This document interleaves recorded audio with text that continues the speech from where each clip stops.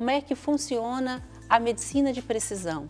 Perfeito. Bom, é muito legal a gente conhecer esse conceito e essa ideia de vocês trazerem essa nova medicina a público é algo incrível, porque a medicina integrativa visa a gente fazer uma avaliação do ser humano de uma forma completa, aonde a gente olha para ele de maneira integrada, cuidando da saúde física, da saúde mental, da saúde emocional, e todos esses pontos a gente une para que olhe para a saúde do paciente e não para a doença. Então a intenção é que a medicina integrativa ela olhe para você primeiro para cuidar da sua saúde, ao invés de esperar você ficar doente.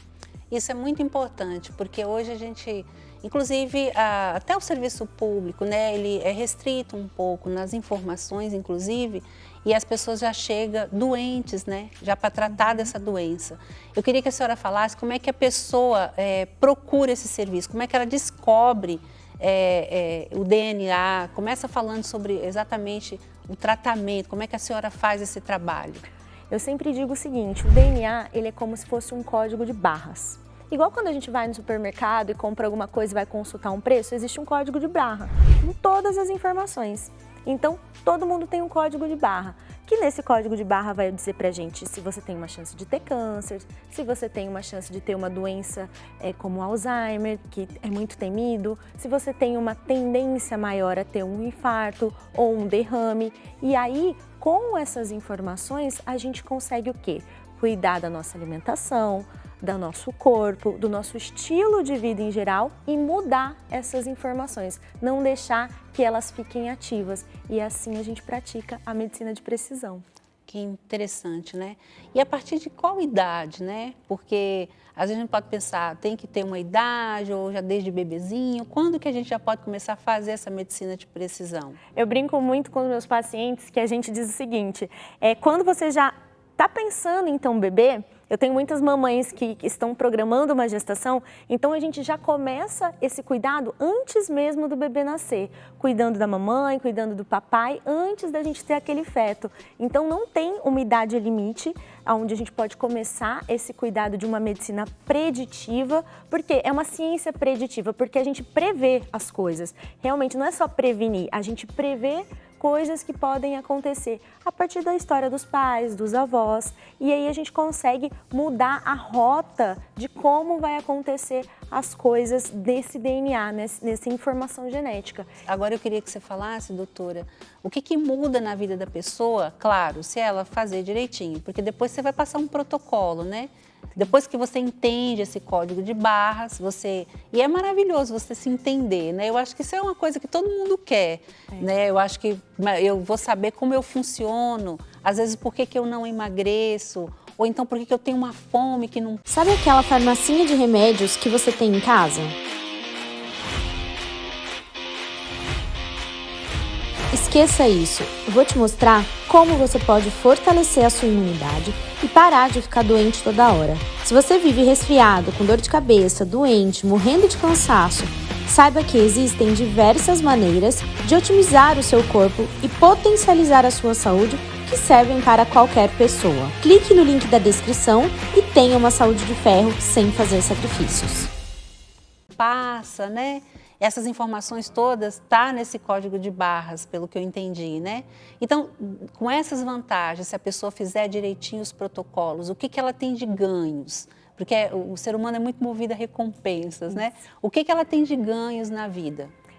Isso que você falou é uma coisa assim fundamental que eu sempre friso quando eu estou falando com o meu paciente ou quando eu estou fazendo alguma palestra, fazendo alguma entrevista, porque o ser humano ele precisa se sentir desafiado o tempo inteiro para ele ter uma recompensa.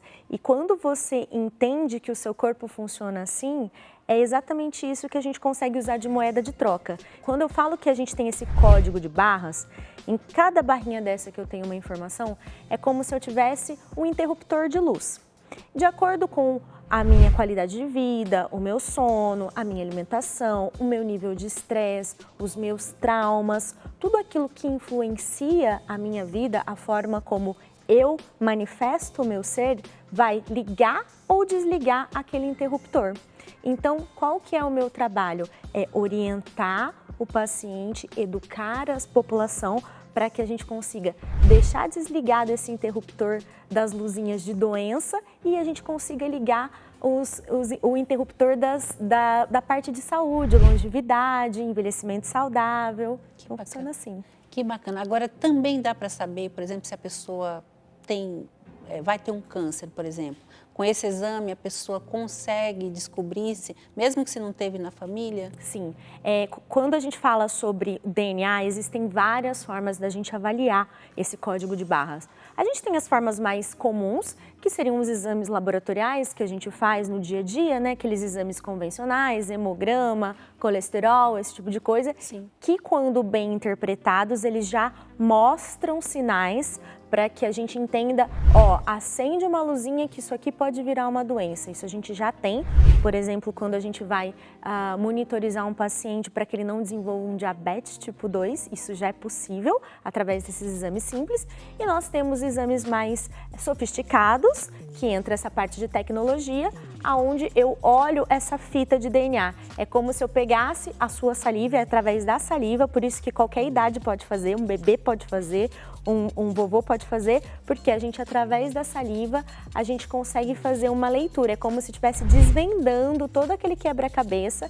E aí sim, nesse quebra-cabeça, a gente tem as informações genéticas, os códigos de barras que estão relacionados a câncer ou algum outro tipo de doença, como Parkinson, doenças neurodegenerativas, deficiências de vitaminas. Então sim, a gente consegue através dessa avaliação específica do DNA. Olha só que interessante. E é com a saliva, né?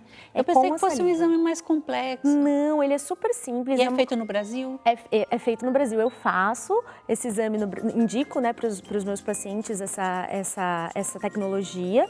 E assim, o mais interessante, Eunice, é que esse exame ele é feito uma vez na vida. Olha que interessante. Porque mesmo. o nosso código de barras não muda, né? A informação que eu tenho do meu pai e da minha mãe, ela vai existir comigo desde o momento onde eu fui formada até o momento aonde eu descansei, né? Aonde eu cheguei na minha morte. Então, essa informação, ela é única. Então, a gente vai fazer o quê? Quando a gente faz uma avaliação do DNA, através desse exame de saliva, a gente consegue ler esse quebra-cabeça e a diferença é que a gente vai posicionar as pecinhas para a saúde ou para a doença.